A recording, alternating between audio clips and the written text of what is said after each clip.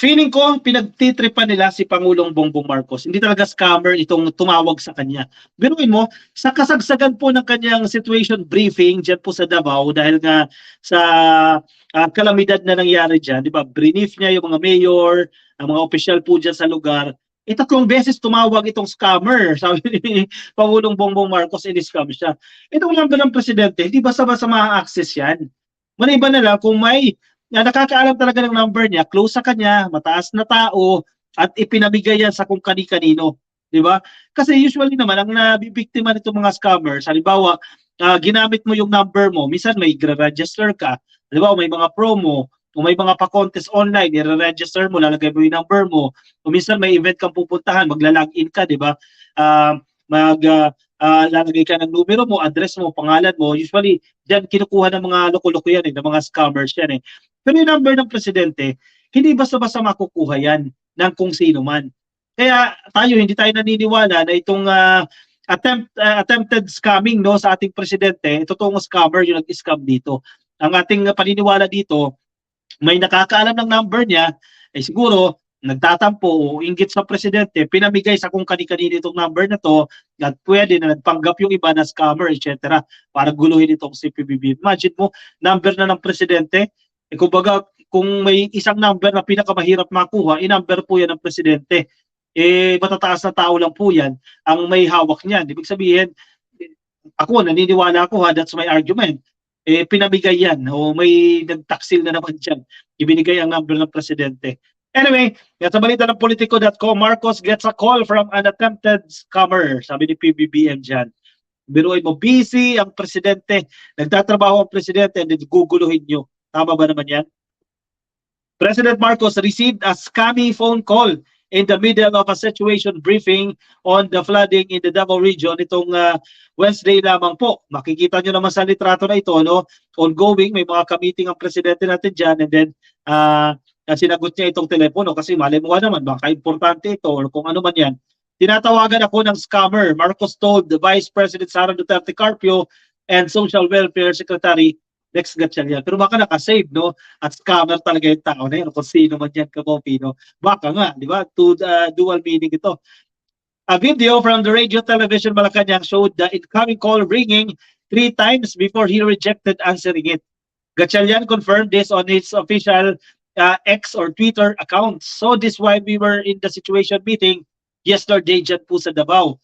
Meanwhile, the Department of Information and Communications Technology or DICT said it is boosting campaign awareness of the risk involved and the different schemes and scams that exist. Medyo marami-rami na talaga yung mga nanloloko ngayon Pero hindi talaga ako naniniwala na scammer ang tumawag dito Posible pinagtitripan nila ang presidente.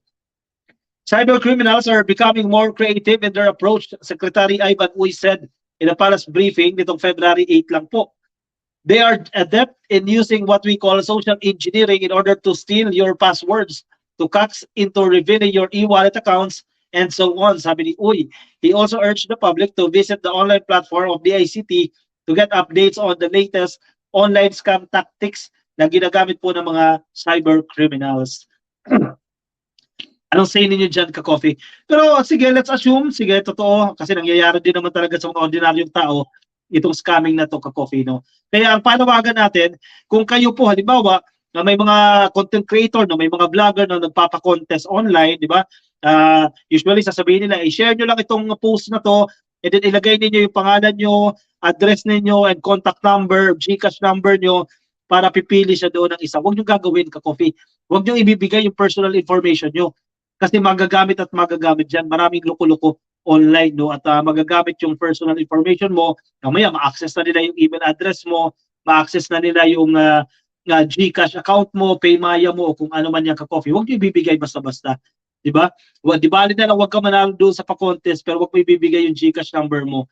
Actually, sinasamantala nila yan Inaabuso nila yan Minsan, may mga tawag doon, may mga nagpapanggap na empleyado ng bangko at sasabihin na na-compromise yung account mo, kinakailangan mo mag-change ng password immediately, etc. etc. And then hihingihan ka ng password, hihingihan ka ng OTP o kung ano naman yan, ka-coffee. Huwag niyong gagawin yan. Sayang, ka-coffee, yung inyong efforts. At isa pa, Pag nakatanggap kayo ng mga links mula sa hindi nyo naman friends o hindi nyo naman mga kakilala, huwag nyong i-click ka-coffee. Naku, magkakaroon sila ng access doon sa cellphone mo kung ano man yan. Maging maingat tayo. Sayang yung ating mga pinaghirapan no, kung makukuha lang ng mga loko-lokong ito. Tulad ng loko-lokong ito na nagbigay sa number ng presidente sa kung kanino man para guluhin ang presidente, abay hindi tama yan. Dami niyong akusa kay Digong, pa-drug test niyo muna si PBBM Bangag, sabi ni Drugsters at 85. Ano na naman pinagsasasabi mo dito, Drugsters? Anong drug test pinagsasasabi niyo? Kayo magpatunay kasi kayo yung nag-aakusa. Diba? Ilang beses yun na. Ano na ito, replay na ito, lumang tugtugin na ito eh. During the campaign, sinabi niyo na yan, nagpa-drug test. May nakita ba kayo? Wala, di ba?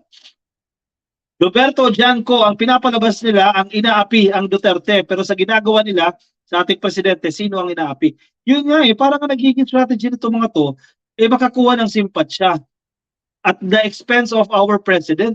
Huwag naman ganun. Evangeline Hinobile, always watching from Sweden. Thank you po sa panonood po sa atin. Mga ka-coffee natin na nasa YouTube at Facebook, thank you for watching. Eduardo Romero, happy viewing po sa inyo na sa Facebook. Kay Dory Ihares, happy viewing din po kay Sir Edwin Vergere at kay Rosel May Nieves. Shoutout po sa inyo dyan sa Facebook. Alright, ka-coffee, baka di pa kayo nakafollow sa ating Facebook page, pasuyo na lang ka-coffee, click lang po yung follow or like. At nasa YouTube po kayo, click lang po yung subscribe. At ako yung pansamantala muna magpapaalam sa inyo, ka-coffee. Maraming salamat po sa pagsama sa akin ngayong Huwebes ng gabi. At bukas, holiday po sa Pilipinas bilang celebration po ng Chinese New Year, no? So medyo mahabang family time yan para sa ating mga kababayan na nandito po sa Pilipinas. So ingat kayo ka-coffee, nasaan man po kayong panig ng daigdig, medyo masama pa rin ang panahon, minsan no, mainit, minsan malamig, di mo na maintindihan kaya tayo, medyo mahina ang ating resistensya, sisipunin na naman tayo at uubuhin na naman.